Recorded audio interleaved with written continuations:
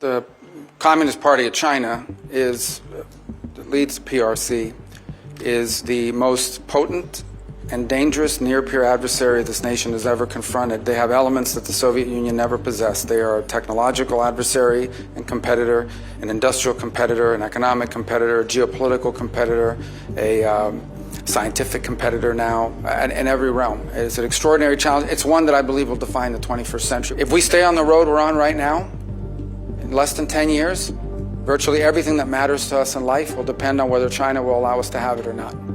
Everything from the blood pressure medicine we take to what movies we get to watch, and everything in between, we will depend on China for it. Which had developed since the Iron Curtain came down, all of us believing that Russia would behave itself.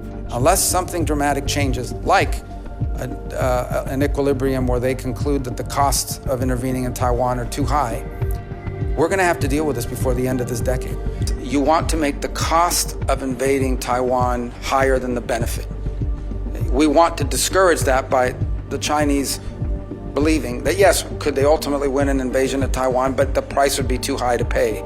It's basically deterrence. And I think that's critical, not just to defending Taiwan, to preventing a cataclysmic military intervention in the Indo-Pacific. We welcome the Chinese Communist Party into the global order, and they took advantage of all of its benefits, and they ignored all of its obligations and responsibilities.